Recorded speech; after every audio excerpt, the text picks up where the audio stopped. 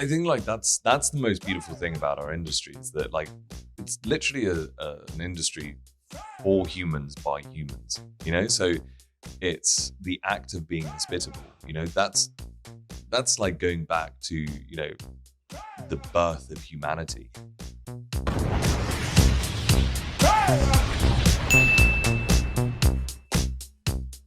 All right, we're back for another episode of Hospitable. Hospitable is a podcast focused on discussing the leading challenges facing the hospitality industry and to explore latest trends, tech, things of that nature. I'm really excited for this one. I know I say that a lot when I do these podcasts, but I've heard a lot about you, Richard. Right. Obviously, Lies. you know Case very well. So I've heard some stories. All good, I promise. Really? Yeah. Well, then definitely lies. And I love the fact that we have that Brooklyn connection. Yeah. And both of us not being native New Yorkers, we went straight to Brooklyn and we skipped the city phase, and we had a good laugh over that. So my guest today is Richard Valtr. Mm-hmm. Is that how you pronounce it? Yep. Valtr. He's the founder of Mews, and I was looking at your bio, and I love this. You're an entrepreneur and a recovering hotelier. Yes. Talk about that. Your story is really, really unique, and now you're developing technology to help those hotels. But tell me a little about your story. How did you get into this hospitality industry in the first place? Well, that was my mother. So she, so I'm Czech. I sound very English, but I'm Czech by birth and by everything. And so my mother, after the Berlin Wall came down, she was basically starting to develop a lot of projects in Czech Republic or in Central Europe. She was, she's got the entrepreneurial gene of the family. My father was a programmer, I guess, basically kind of electrical engineer / programmer, because that was what it was basically in the 70s and 80s. And then, so I was always quite close to both of those worlds. And then I would spend, my summer holidays essentially being a night receptionist, which is why the first thing that we did with Mews was to kill the night audit, because I hated that and I hated that job. But no, I just really, she asked me to kind of come back from England, help out with a couple of projects. And one of them was this project called The Emblem, which kind of became my baby. And I got to kind of foist all of my design ideas of how it should look, how it should run, what the staff should do, the way that I wanted the whole kind of feel of it to be. And I thought with that at the heart of it, and that kind of guest experience basically at the heart of every single one of those design decisions. And then I thought, okay, well, let's find a system that can actually kind of do this. And I half knew that there was no system that was going to do it. So my idea was always to kind of Trojan horse my startup idea into this. And then that was basically the birth of Mews. And then, like 6 years of slogging away trying to find product market fit, because, building in PMS is the most insanely difficult thing to do. But then, I think, now we're just, huge. We're over 5,000 hotels in over 85 different countries. And just growing like hotcakes this year, and it just feels great. That's amazing. And it's kind of funny because when you said, you have your mother that's the entrepreneurial brain, but then your father was an engineer, developer. It's like, okay, there's the process side of it, and then there's the crazy side of it. You've got a little bit of both. Well, I always thought that I'd be a writer. Really? That was like the thing that I thought that when I was 13 or so. So I've always more seen myself as an artist rather than a manager. Yeah. My dad was a great manager, and I was like, I'm not going to go into that kind of thing. But I'm not sure if I'm a good manager, but like, I think that, I think generally I like to find really great people, that I really, really love working with, and then just making sure that I can support them do the best work of their lives. I mean, that's kind of the mark of a great leader, right? Hire smarter people to do the job for you and give them the trust and the support and the tools to go create. That's it's easier said than done, because I think like it's also, you have to know when to kind of push and when to kind of like stand back. And, I think it's so difficult at the beginning because you're always going to have so many, resource constraints and things like that. And you have to find people that just scale themselves really, really well. And then you have to figure out like, how do I find the right specialists and things like that. So those are also like skills that you have to acquire as you kind of go through the kind of crazy growth. And I mean, it's kind of the it's kind of the juxtaposition of being a founder, and I think being a founder is very artistic, right? Because you have so many different ways that you can mold a business with new products, with the way you paint your team or grow your team or develop your team, especially if you're operating 85 plus countries. Thinking about cultural differences, right? And then bringing in people to be able to work those markets and understand, which is something I think, here at Omnibus, we're in 70 plus countries as well, kind of following similar trajectory. And we do a lot of partnership stuff together. It's really interesting. And I lived in Italy and all over. And so, seeing and understanding these different differences, and sometimes just even the way you communicate little things to partners and clients can change. So it's quite interesting to see how you do that. And with that being said, how have you thought about with the global expansion and the global growth? What do you feel has been part of your, success as you're learning to do this in growing the right team or putting people in positions to be successful so that it can scale? I think that it's a kind of two-part answer, because on the first side, it's, by virtue of where we started. So we started in, Czech Republic. The market's not really big enough to support a kind of a growing company or a company that wants to kind of get venture backed and things like that. So, I mean, or at least it wasn't kind of back when I started. And, hopefully there'll still be a lot of companies even now in this kind of like tough funding environment that come out of, smaller countries as well. But we've always had that as a kind of guiding principle. So we knew that we were not building it for the market that we're in. So I always kind of, it's there's always pros and cons, because you grow up a lot more resilient when you come from a small country and you're always looking outwards. Whereas, if you're, for example, in America, like, nobody's in America building for Ohio. The same way that like in Europe, if you're a German, you're building for Germany first, basically, and you've got to figure that out first. Whereas just here, it's easier that you're kind of building for a much more homogenized market. So you can kind of see scale in every single thing that you do. So I think that, especially as a European company, you kind of have to deserve scale first. You have to prove yourself out in kind of 20 different countries, and then comes the big fish that you want to go over and conquer America, and that's another like 50 or so countries basically that you then have to kind of try and figure out. So I feel like scale is always this thing of how do you think about the platform? How do you think about the thing that 20x results can be built on? And whether that's a people problem, whether that's a tech problem, whether that's a partnerships problem, all of those things you have to think about from a really, really broad lens. And then you think about, okay, what's the shortcuts? What are the things that I can do now that kind of I know are bad? They're kind of placeholders, but I can scale them a little bit later on. And I think those are the things that tend to kind of,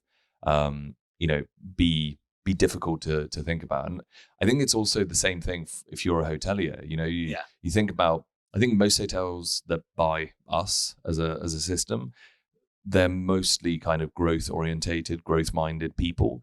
They want to do more. I think the point about basically how going into an industry where the existing solutions are good enough, like you buy Oracle because nobody's been ever fired for buying Oracle. So you have to go into it with a promise that there's going to be more, that you can basically become more profitable, that you can do more things with the technology that you actually have, that you can actually grow your business because of the fact that you're working with great technology. And sometimes that comes through, building greater experiences for your customers. Sometimes it's because you're going to be able to actually kind of, talk to your customers more effectively. You're going to be able to, get the right value for the rooms that you're selling, doing it, on a, per minute kind of basis rather than, once a day kind of, cycle. Or you're thinking about, expanding into tools and activities, all of these different things. But I think that the first thing is that you've got to have that kind of growth mindset, in all the things that you're actually doing. And And so many people talk about growth mindset, right? But what do you, like, to you, what does growth mindset mean? I think it's really, I think you can kind of do this like really, really good exercise, which is basically that you kind of go, okay, this year I did this, Mhm. and next year I want to do this. And then you split it up and like, what are the things that are going to kind of, create that? So sometimes a lot of hoteliers basically will put out a lot of, and I used to do it as well. And you're kind of like, rising tide, Raises all ships. raise all ship. Like you have this approach that a lot of hoteliers have because it's been basically the case for the last, 30, 40 odd years that, there is more travel. There are more people coming in. So even though we have, more supply, or historically in the last 10 years, we've had more supply coming on with Airbnb and all of these different things. It's like, it hasn't really dampened in most markets, like Yeah. the actual demand. In fact, actually, like the pace of demand has really kind of gone on larger. So it's been a normal thing to assume that next year is going to be better than last year, and that's like a really weird thing. And I think that sometimes hoteliers don't understand just how much like that just happens. Yeah. Not because it happens in every other industry, but it happens to us in this industry. And I think the growth mindset comes from being able to pass away like what happens because you're not directly affecting that. So that's like a societal thing. Like people are traveling more, have more disposable income. It's easier to travel to places, basically, post pandemic at least. And generally, people are working more. That whole bleisure thing is like really starting Yeah. to kind of catch on. So people are, now traveling and working from hotels, working from their vacations. They're kind of melding all of these different things. People are not just, working from one place anymore. They're kind of coming to see their teams a lot more, and all of these kind of secular factors that are contributing to better travel outcomes. Yeah. So I think all of those things are really, really good. But the growth mindset kicks in when you go, okay, fine, that's one thing, that's like a secular trend. What are the things that I'm going to do to really try and actually boost all the other things? Yeah. So it's like I've noticed that a certain type of person is coming. How am I going to replicate that and create 50 more of those Yeah. people? How am I going to make sure that this one type of customer who's come here yesterday, and spent, I don't know, like, 5K, on the actual kind of like trip. How am I going to replicate that? So that's not just one customer every single month, but that's 20 customers basically every single 2 weeks. And I think the growth mindset is much more about trying to kind of figure out all the ways that you can grow, rather than, I think, what especially hoteliers tend to fixate on is how can I kind of make sure that I can, keep things the same? Because so much of what being a hotelier is trying to kind of, navigate the chaos. And the chaos is usually kind of born out from the people. I think we have huge problems that we just get so like, we have to constantly get people, we have to constantly train them, we have to constantly kind of show them the ropes. We have to basically maintain those standards because the last person who was able to do it really, really well, now that this new person is probably only going to stick around for 6 months, basically, but you still have to, actually kind of make sure that they're doing the right thing. Yeah. And so a lot of it kind of feels like Groundhog Day. And to be able to kind of like lift yourself up from that, reality of this is the industry, and actually adopt that growth mindset is really difficult. And it's actually something that, it's always, it's that phrase of, it's really difficult. It's, I'm terrible with remembering the quotes, but like it's always a challenge to see past the end of your nose. Yeah. And I think that is the constant struggle that we have in hotels, that it's just really, really difficult to actually do the things that generate growth and generate those types of outcomes. You talk about the chaos, right? And my former life was in recruitment, and I always joke when you see these industries, hotel is one of them, right? You have people on both sides, right? People running the front desk and giving that high level of service. Then you have the people coming in. So you have people on both sides, and people are inherently both crazy. Yeah. So when you have crazy coming in from all different directions, it can be hectic. And you mentioned this whole bleisure trend, right? Business and leisure, working from anywhere. That's different when a hotel was set up for business travel versus the business person who brings their family. Yeah. And you need to be able to have both there. Yeah. So how do you adopt and change? So I love that growth mindset thought process. And this leads into, what your mission is for Mews, which I'll let you say it because you're going to say it more eloquently than me. But I really love the mission and what you're doing with your technology. So why don't you share with us, what is the mission of Mews and why did you create technology for the space? So the mission of Mews is to create transformational solutions for brands and remarkable experiences for their guests. And we really try and mix the two things together because we think that they're intertwined. It's essentially a hotel is not just a room and a guest is not just ADR, and I think that that's, again, getting yourself out of that mindset is really, really difficult because the room is the main thing that the person's buying basically. And, the room rate is the main economic driver of every single thing that you're going to kind of get. And to get out of how do I optimize for, getting that head in a bed, and, how do I optimize for basically kind of making sure that money is basically kind of in the bank. That's a difficult thing to optimize for, and it's a huge amount of work basically to kind of get right. But I think that there is so much exponentially that you should be able to do with hotels, with hotel groups, with hotel brands. Like all of these things are so important to do, and they're important to think about. How am I going to stay relevant? How am I going to?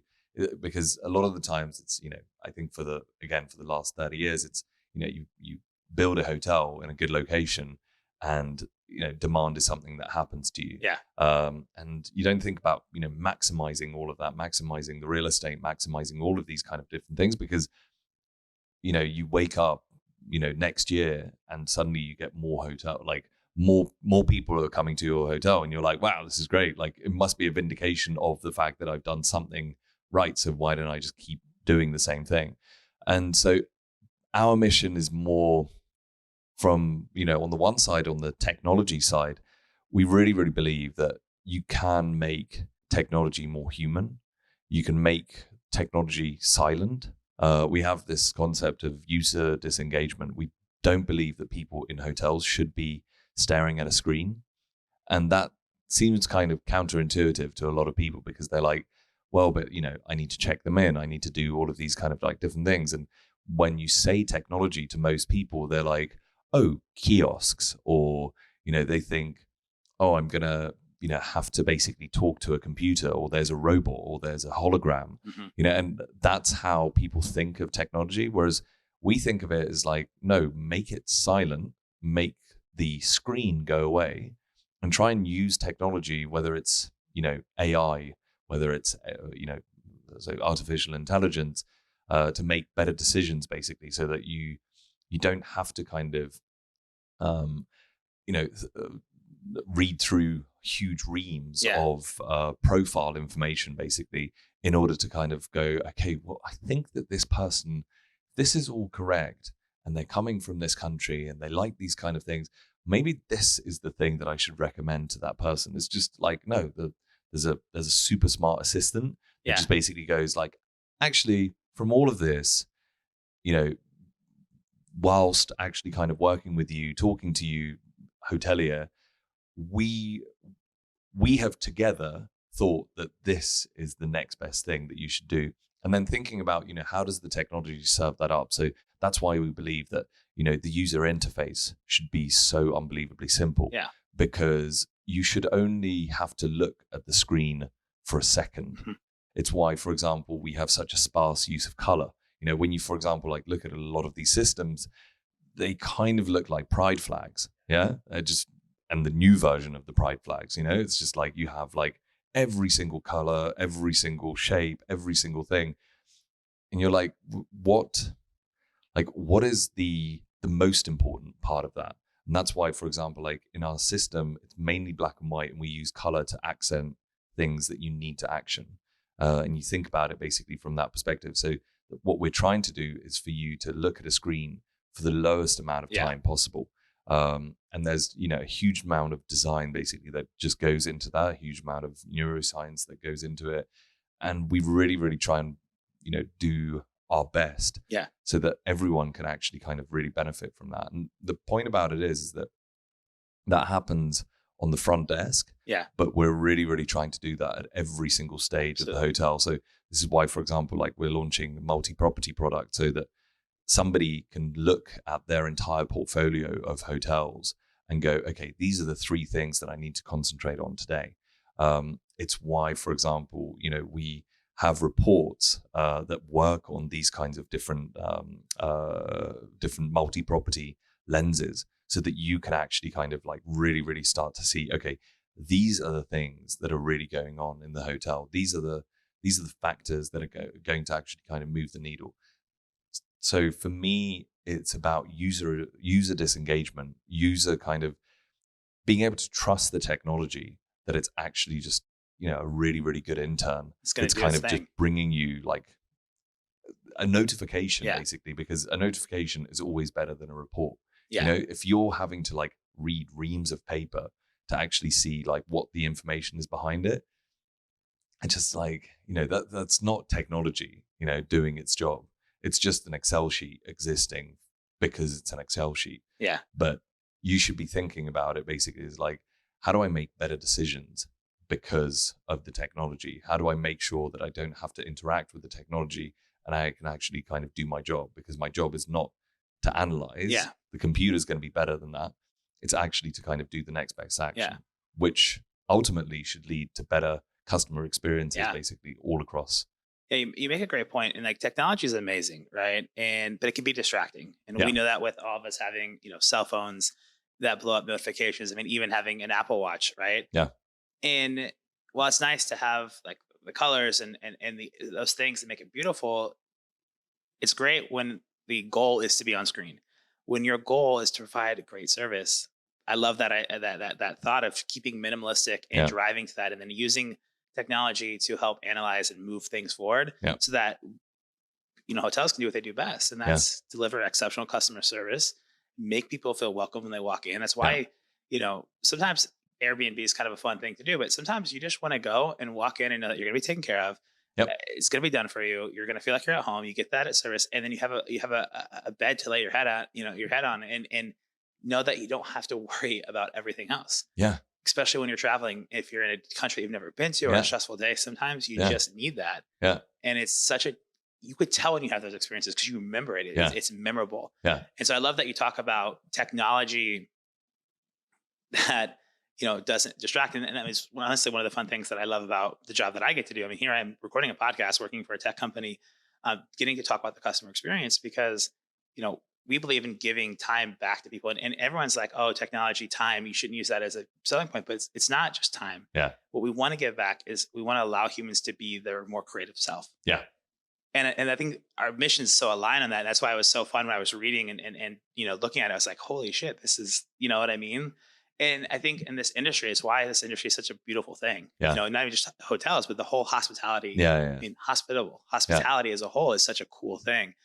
And it's really something that I find really exciting, that there's technology to grow it and scale it. And you talk about it in a way that the technology is meant to be an assistance and drive it forward, and not something that replaces it, because you don't replace the human element of hospitality. Well, I think like that's the most beautiful thing about our industry, is that like it's literally an industry for humans by humans, so it's the act of being hospitable.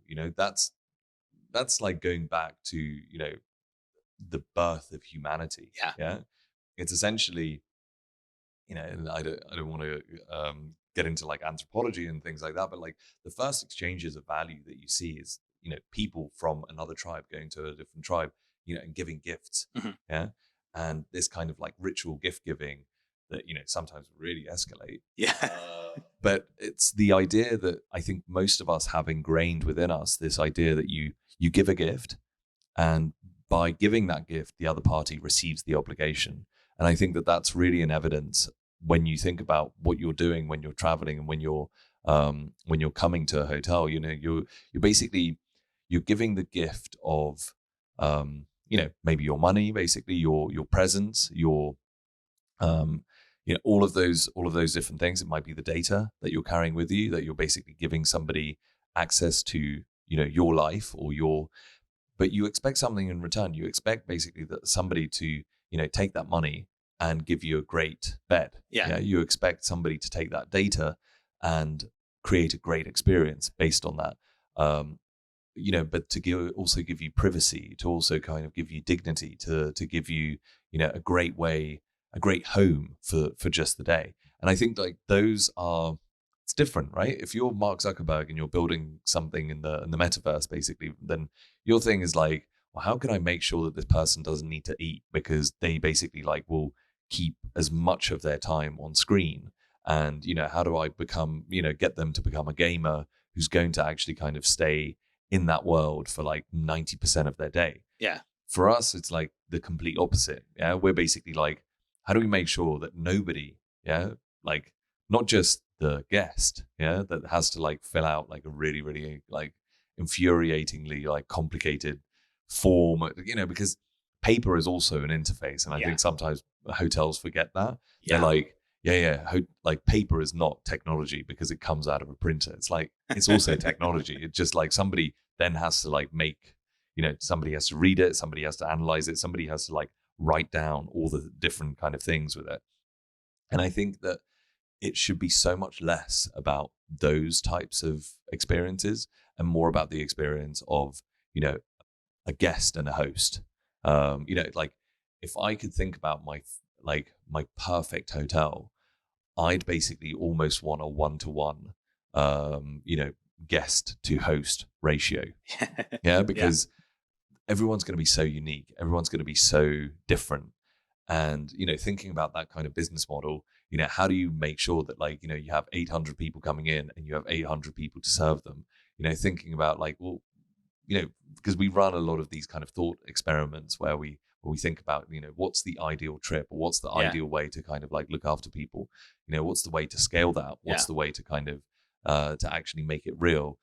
And you think about all these different kind of permutations. It's the same thing of, what's the ideal check-in, and you realize that it's actually not a check-in, it's actually a welcome. Yeah. So you think about like, what's the nicest welcome and what's the most trusting welcome? Because most of what you're essentially kind of doing when somebody checks in to a hotel, you're basically kind of saying like, here, fill out this like really, really difficult, like know your customer report, basically, like, and give me something that holds credit, so that I can trust you to use this service and I can be nice to you. But if you think about that, like that would be amazing if that distrust went away, you kind of just led with trust, and even down to basically thinking about, well, where does that moment of authentication where person actually is the person that they're saying, like, doesn't need to happen in the lobby? Could you just trust that that person has a reason to be there? And then could you somehow automate it or make it at least silent, basically, that it's happening somewhere on the background, so that the only real place that where you need to kind of authenticate yourself, and maybe not even there, is probably at the door. Yeah. When you're actually walking in. And so, you think about that whole like Amazon concept of just walk out, just walk in. Yeah. Like you think about like, well, how could we actually facilitate that? How could that be a real thing that, you somehow will know instinctively to go up to room 601. Yeah. And open that door, and that's your room. And you're like, wow, that's magic. But that's how technology should feel. Yeah. You have me so excited, and just thinking about, like, I was envisioning as you were storytelling what that could look like. And it just made me think of one of the best experiences when you walk into a hotel is when you get that warm welcome and it's super smooth and check-ins quick and whatever. The worst experiences are when you get up and there's a line and everyone's doing their best, but it's just a slow slog of a process to get checked in. It's like, why is there not a better mousetrap? Right. So I love that you share that vision, and I'm excited to see. And that's where we wanted to explore, where this podcast is going to explore, is what does technology, how does it really affect and effect the growth of the industry? And that was such a beautiful picture of what it can be. I want to kind of switch gears on you as we kind of close out, because there are some really cool things that I know are happening in your world where, if I'm not mistaken, you all acquired Hotelo recently. Mm-hmm. You're fueling North American research. Talk about that journey a little bit, because you obviously moved to New York. Yep. 3.5 years ago, 4 years ago almost now. Yeah. Yeah. So obviously you moved here and you're really pushing for that. What's that been like in your founder journey? Like, I mean, on the Americas, like I'm I have to be like, I feel very truly Eastern European, that like, all of us are like preconditioned to love America as soon as we arrive here. So I really, really like, I always find it funny to, saying that with an English accent, but I do feel that there's something here which is, so growth minded and growth orientated. And it's really, the thing that you find that sometimes is lacking in Europe, but you find it in spades here. Everyone's looking for, how can I be better? How can I actually grow? And so that's been really, really exciting. I think that it's also a challenge, because trying to actually kind of replicate the success that you've had somewhere else is always going to be different. Like the way that we conquered France is not going to be the same way that we conquer America. And it is the most difficult, challenging, competitive market that there is. So for me, the US is just, it's an incredible challenge, and it's just great to actually kind of be here. And I think the way that we think about growth, we think not really about like growth at all costs, but we think about, well, how can we grow? And we think about that process that I outlined before, like what are the levers that we can pull, that we can be better of the thing that we mastered last year, but we then think, okay, well, how can we be even better? What are the new things that we need to do to actually kind of create that better growth? Yeah. What are the new levers? What are the new verticals? What are the new ways that we can kind of, not just do the same, but speak to a different type of customer that maybe gets us a little bit more? Yeah. How can we change the minds of the customers that maybe weren't thinking that this is the thing that was going to enable their growth, because they're maybe kind of thinking about it too kind of downstream. They're like, oh, maybe it's a booking engine, maybe it's this thing, we're trying to make the point that it's actually, no, it's the platform that kind of enables you to grow, that helps you build basically, and then working with other platforms like Omniboost, really thinking about, how does this 10 plus 10 equal 50, and thinking about those types of things. So I think that, that's where, for example, the idea of doing some of these acquisitions, basically, utilizing some of the local knowledge that some of these, local players basically might have, which is, the great hotelier team. And it's a team that we've really, really admired for a very, very long time. But it's the same thing, just when you hire a person, when you're, onboarding a new support person as well, you kind of want them to make sure that they can do things better than already the people that you already have in place. So always thinking about, just how can I add this thing that's actually a catalyst for more growth and for more opportunity. That's awesome. And it does make a difference being in those markets that you serve, and spending time and really taking the time to grow. And so you did something that I think is really kind of quite interesting. We were talking pre-show. I introduced you as the founder of Mews, and at one point it was founder and CEO, which you've given up that title and hired somebody in. But to be fair, I never held it. Really? No, well, so I think the good thing about starting a company is that you don't need to play by the rules. Yeah, because it's like starting a new country, like in America, like nobody here was like saying like, oh, we need to do this thing. Like at some point you need to kind of be, people need to know that you're building a PMS, because you're like, what are you selling me? Yeah.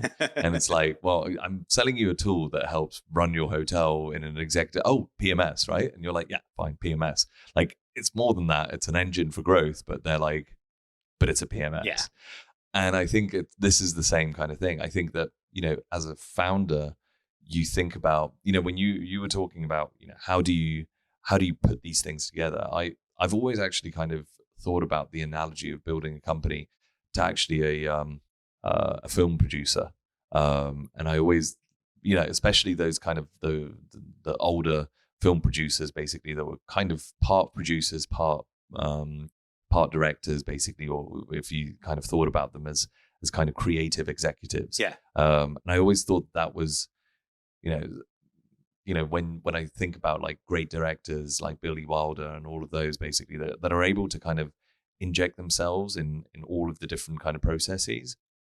but you also think about, how can I fund it? How can I make sure that it actually kind of exists? And how can I put the right people in place to actually kind of execute on that vision? Yeah.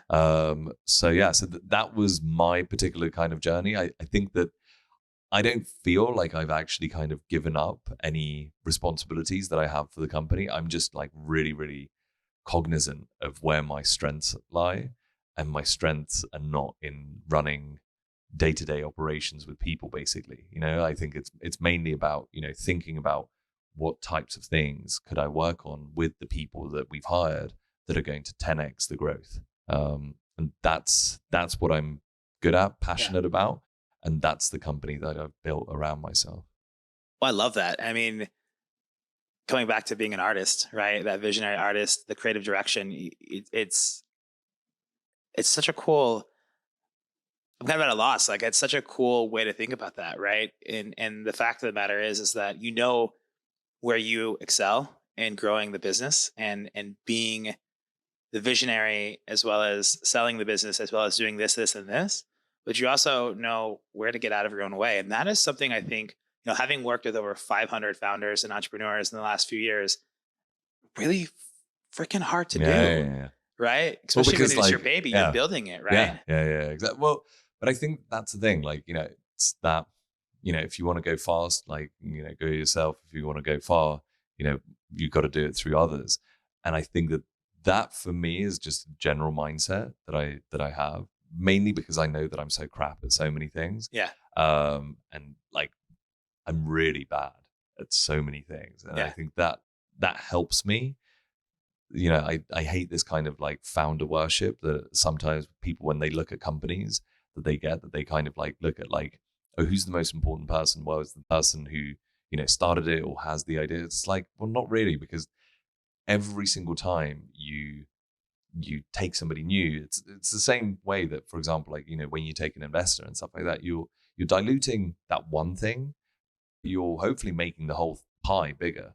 And I think that's essentially what happens with companies, basically. So the idea of kind of staying a feudal lord and stuff like that, like, feudalism, like, and like enlightened dictators and enlightened kind of princes, basically, like, that was a good model for how the world worked. But democracy is better.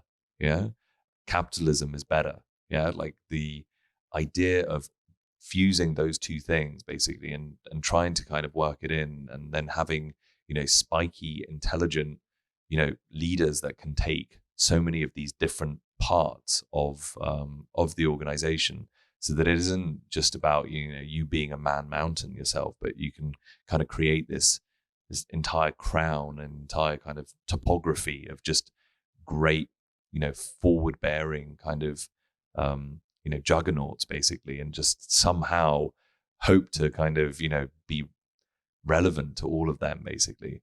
I think that's how great things get built.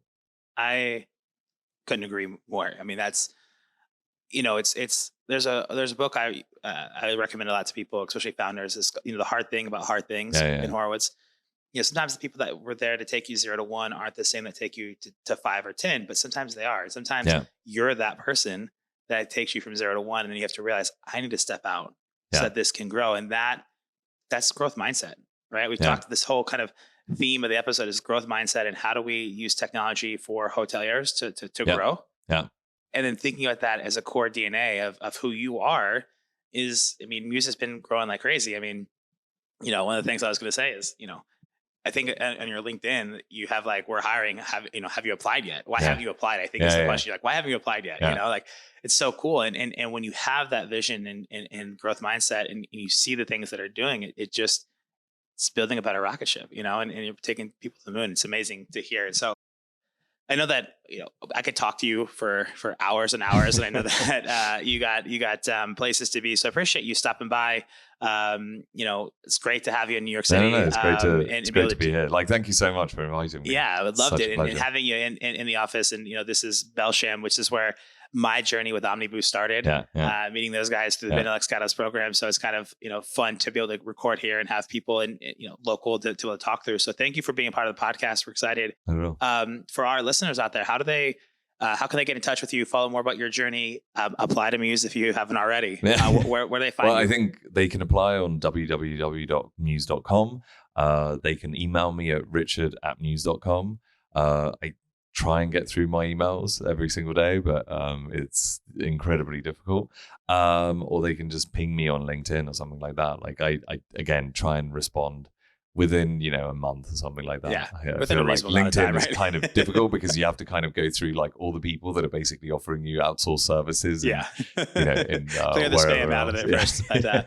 But, I'll make sure to link all that in the show notes. So Nice. if anyone wants to, I highly recommend following along. The Mews journey is amazing. And again, thank you for being here. And it's fun. Yeah. Obviously, getting to this is not only just through the podcast, but as a partner and getting to interact with your business and something your team is amazing. Like you and the Mews team are just fantastic partners, and it's one of the main reasons why we started the whole open API. So that we could somehow hope to partner with other people that were thinking of scale, thinking of ways that they can actually kind of help out customers. Yeah, and we've just been incredibly lucky that you guys exist.